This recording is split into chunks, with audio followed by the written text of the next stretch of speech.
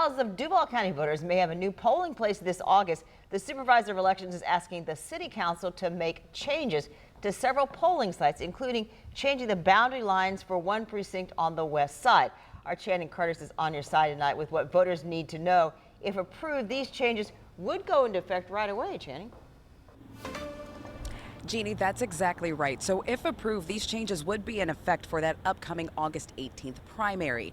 I was able to speak with the supervisor of elections who tells me the reason why he's asking for these polling location changes is because several of those polling sites decided they didn't want to do it anymore.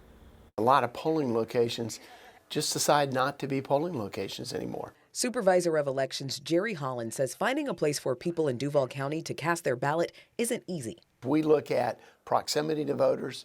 We look at also ADA accessibility, how much parking they have, the lighting, how big the room is to handle people. So it's difficult to find those locations. He says about 9 polling locations decided to not be a polling site anymore. Now the Office of Elections is asking the City Council to approve new polling locations and change the boundaries of Precinct 1408 on the west side. That polling location was a church that sold, and nobody has occupied it since then.